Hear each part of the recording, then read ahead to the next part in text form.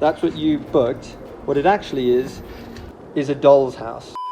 With lockdown coming to an end, but foreign holidays seeming like a distant dream, millions of us are turning to Airbnb, the billion-dollar company that has welcomed over 800 million guests in 4 million homes. From turrets to tents, cottages to castles, you can rent almost any kind of accommodation on Airbnb. But just how carefully do Airbnb check their listings? Do they verify that each property is somewhere somebody could actually stay? They say they do. So Archie and I thought we'd try and advertise one of the world's smallest properties on one of the world's biggest websites and see if anyone would book it. We are on a car journey to go and meet the UK's only doll's house interior designer. Yes, we're going to try and list a doll's house on Airbnb. But before we do, we want to give you £5 for free. Thanks to Curve, a payment card that essentially allows you to put your whole wallet into one card. It's perfect for booking on sites like Airbnb. It has full-on protection for online purchases made with credit and up to $75,000 on debit. Amazing! Which helps protect you from scammers. But more than that, it doubles up as your travel card with reasonable exchange rates and free ATM withdrawals. By signing up to the link in the description and making just one purchase on your Curve card, you will receive a free £5. Back when we were allowed into people's houses, Archie and I visited a house. In a house. With each room smaller than an iPad screen, this is the creation of doll's house interior designer Emma Waddell, who has painstakingly created an entire miniature world. Even the fire lights up. The clocks all work. All the pictures are real paintings. Most of the books in the houses are readable. Sorry, what?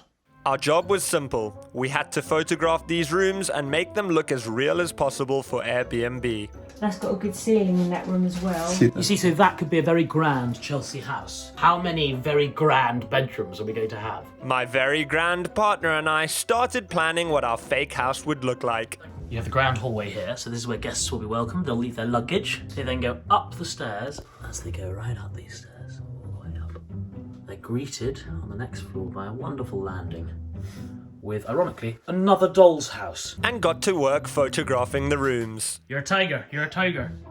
Work it, work it, work it. Working it. And gave Airbnb a chance by inserting a normal-sized Curve card. Okay, so it's a bath mat. Be careful. Go there. That's a shitty bath mat. Yeah, snap it. Josh, let me get in as well. And deliberately getting our normal-sized faces caught in the mirror. Before leaving a normal-sized bottle of water in the hallway. Massive bottle of water in there. Modern art these days. I think we're ready to go. With the photographs taken, we needed to set up an account on Airbnb. Now, a very grand house needs a very grand host. So I got my mom to set up an account. Photo of your face needs to match the photo that's on your ID. Take a good clean pic. We'll let you know if there's anything else we need. My mother Diana had officially been verified as an Airbnb host. Right, so the time has come to list. Choose a property type. Tent, teepee, it's a tower. Treehouse, no. Windmill yurt, we've run out of options. I do think you have to say tiny house. It's not a tiny house. Well, it really is a tiny house. No, but it looks like a big house, that's the point. We decided to list our fake townhouse at the address of my real house in Clapham, before choosing what amenities it would have. It doesn't have a hot tub, no. It's got a lovely kitchen that looks like it's from the 1820s. Gym, gym? no, there were no gym. miniature treadmills. Having filled out the location and details of our fake property, it was time to add our photos. Oh, that's nice, look. Fabulous. Here's the hard bit. How much does it cost? We settled on an average of £87 a night, which seemed pretty good for an 18th century mansion. Okay, so we're on Airbnb, and it's now time to publish the listing. Do you want to check the house? No, the house is fine. I'm very, very confident. It's quite small, but it's habitable if you're an ant. Oh, Diana! There she is. That's a lovely lady. And so this is her account we are on, and here is our luxurious 18th century townhouse. Let's have a look. There's the curve card. Curve card, That's a bottle of water, which that looks ridiculous. Oh, there's another curve card. It's a lot bigger than shoes, the curve card. Seems to be... James, that's me and that's you in the mirror. Despite all their checks, Airbnb had approved our listing. But would people be able to find it on their website? Moment of truth. Airbnb.co.uk. Location, where are we going? Clapham. Elegant and spacious, one bed. Free fabulous hot. Luxurious London 18th century townhouse. 4 guest bathrooms. There we are. Hurrah! Ladies and gentlemen, we are listed.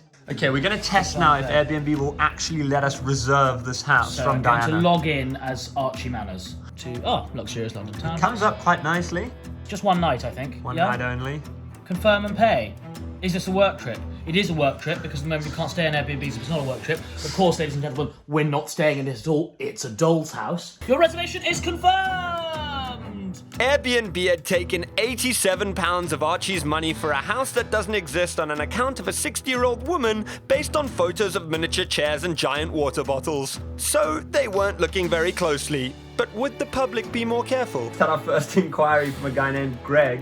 He wants to know if the property really is on for this price. It seemed people did want to stay in our doll's house. Congratulations, Matt is booked with you on the 29th of August. Congratulations! Phoebe has booked me one night on April the 17th. Oh no, I can't. It's the day before our wedding. We can't do that. Well, somebody here trying to find out how much it is for our private chef, which I suppose would be a little chef, wouldn't it? In just a few days, Airbnb had taken thousands of pounds from members of the public for a completely fake listing. Naturally, we've given them their money back, but just to prove how vulnerable Airbnb is to scammers, we went ahead with one of our bookings. Bingo! Simon has booked us for tonight. He's checking in between 3 o'clock and 5 o'clock. Travelling for work. Are there any parking restrictions height-wise? There's quite a lot of restrictions height-wise, Simon, but we'll get to those. A workman named Simon made a last-minute booking for our fake house for him and his colleague. We arranged what time he'd check in and got ready to break the news. 8 minutes to go. I have no idea if they're going to come. They might be late. Feeling good? Not really. And then, just on time, they arrived, ready to stay in a luxurious 18th century townhouse, which didn't exist. How's it going? Yeah, good, thank you. So we had to tell them that there was no house here, but that we had a surprise in store. So, guys, I have some slightly unfortunate news. Yeah. The Airbnb you booked is not actually a real Airbnb.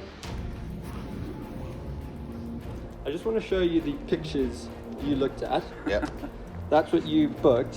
What it actually is a doll's house. It's not all bad news because in this envelope we have the money you paid back in the other envelope.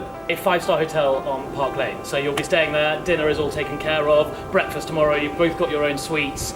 So you'll be going to Grosvenor House Hotel this evening. With free parking and everything, all paid for. You can enjoy wine, beer, the whole lot.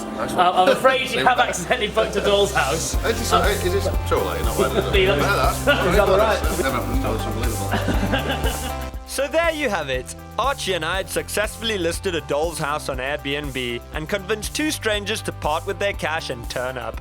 In the end, they had a wonderful evening here. But maybe it's worth checking before booking something online. After all, it's the little things that matter. As you can see, someone's annoyingly left their AirPods on the piano. Someone's been having a bit of an illegal lockdown rave. Don't forget to sign up to Curve for your free £5. Simply click the link in the description.